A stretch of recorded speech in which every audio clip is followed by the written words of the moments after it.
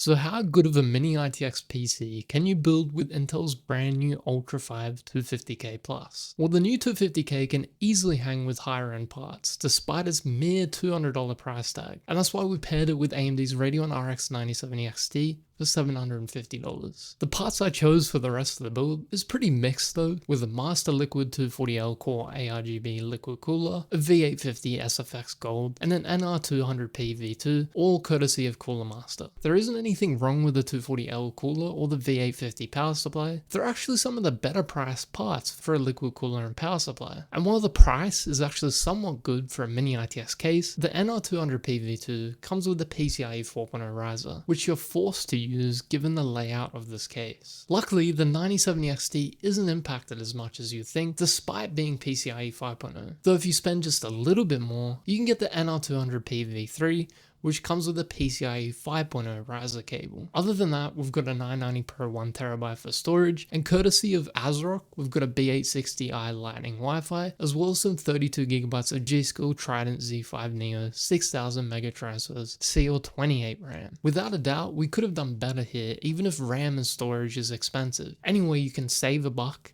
A compromise here or there is always worth it, especially in this day and age. Super tight timings like the CL28 kit that we're using here is perfect for Ryzen builds, but you want faster speeds overall, especially with Arrow Lake refresh. These 6400 megatransfers kits would have been better despite timings of CL38. Although stay tuned because I'll show you how you can overclock the G.Skill kit all the way up to 7400 megatransfers while keeping super tight timings of CL30. Also, you might want to like this video and get subscribed while you're at it too. I'd certainly appreciate it. An adjacent ASRock board and cheaper SSD while keeping PCIe 4.0 would have gone a long way too and would have dropped our price by almost $300, and we would have scored the newer V3 NR200 case. But for a mini ITX machine, it's decently priced. I guess it's now time to actually build the thing, so cue the build montage, shall we?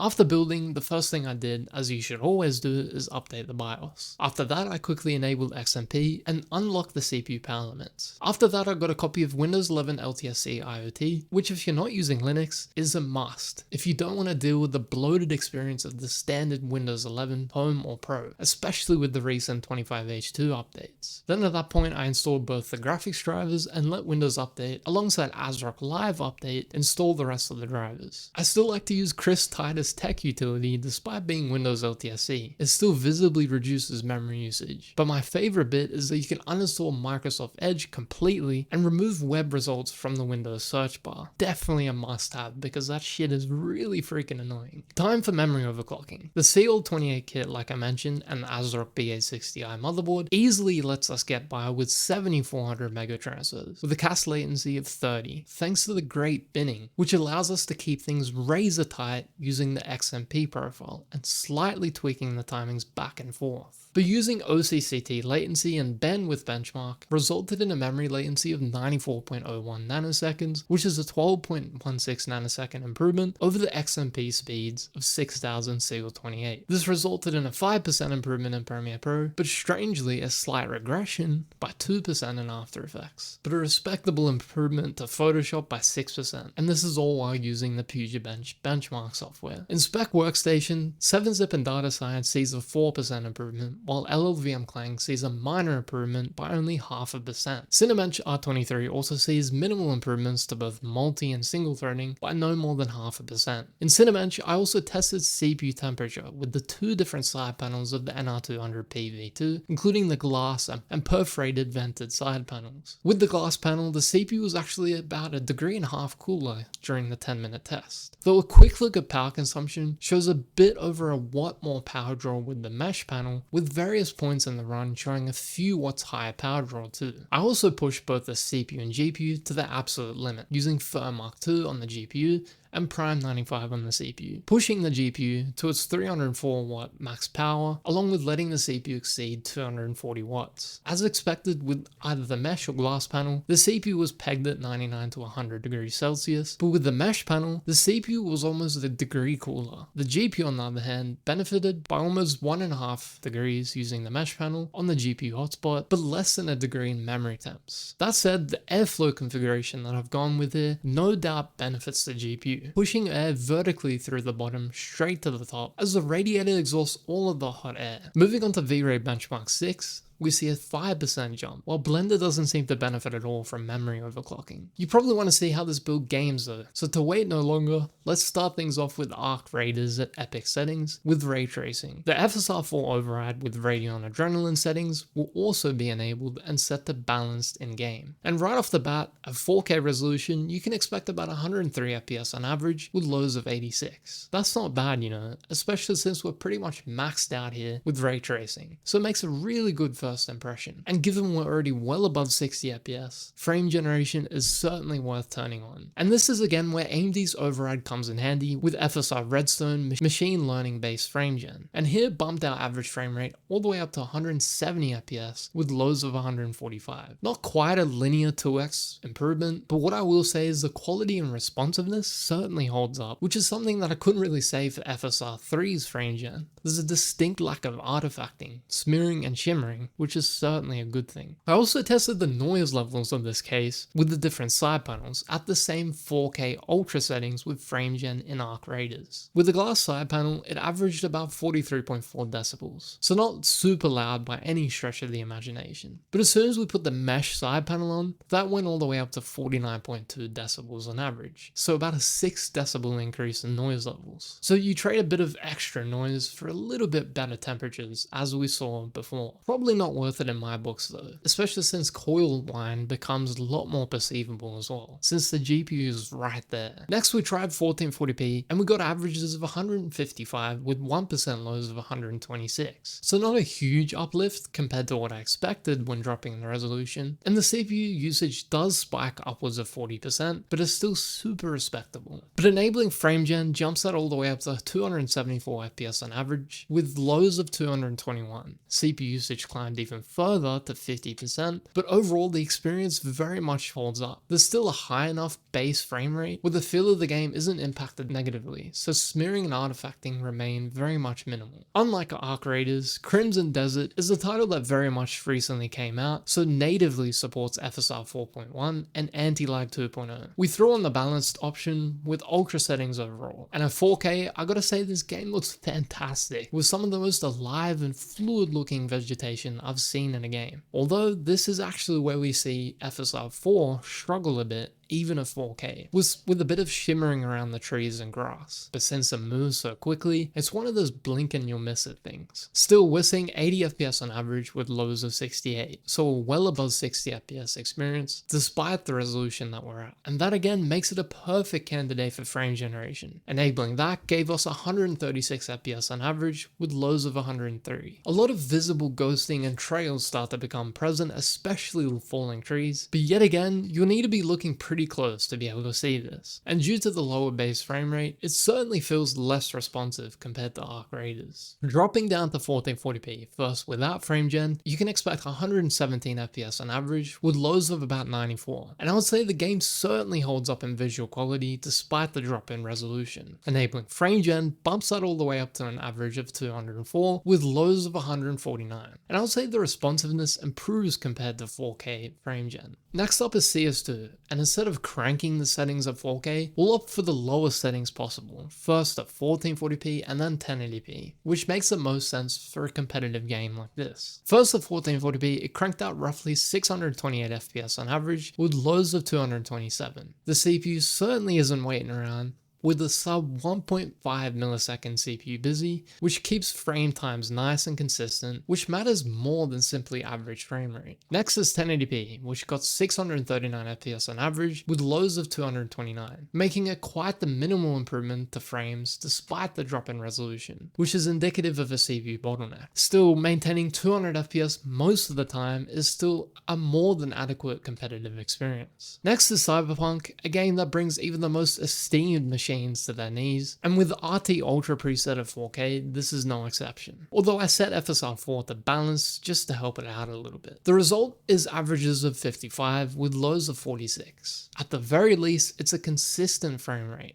I'll give it that, but it fell short of 60 FPS, so not the most ideal situation for frame generation, but that's not going to stop us. Although Cyberpunk for whatever reason still hasn't updated to the latest ML based frame gen. Instead, it uses FSR 3.1's implementation, but AMD Adrenalin yet again allows us to swap that out to FSR Redstone. The result is 100 FPS on average, with lows of 87. Whether or not it actually feels like 100 FPS is anyone's guess, but animation error keeps quite low, but that might be because we're using the benchmark mode here. 1440p without frame gen shows a really solid 104 FPS on average with lows of 83, almost matching the frame gen figures at 4K, so that's definitely impressive. As a result, frame gen results in 193 FPS on average with 1% lows of 163. Last but not least is Helldivers 2. This doesn't support upscaling or frame gen of any kind, only some basic resolution scaling, which I set to quality since balance looks pretty terrible. And with the ultra preset of 4K, it resulted in an average of 130 with lows of 107, so pretty impressive all things considered. Then finally at 1440p, we see averages of 182 with lows of 146, so excellent performance all around. All things considered, this 250k plus and RX 9070 XT combo ends up being exactly what a modern mini ITX build should be. Compact, powerful, and surprisingly versatile across both gaming and productivity. Now sure, there are areas where this build could have been optimized, better value parts, faster out of the box memory, or even reallocating budget to squeeze in that PCIe 5.0 riser. But that's kind of the point, even without perfect part selection. The core of the system is strong enough to carry the experience, and with a bit of tuning, you can even extract more out of it. Thanks for ASRock for sending out the Phantom Gaming B86Di Lightning Wi-Fi for this build too, and you can check out those in the link in the description below, and I'll have Amazon affiliate links for the rest of the parts used in this build as well. Anyways, that's all for today. Make sure to like this video, get subscribed, hit that notification bell, and I'll see you in the next video.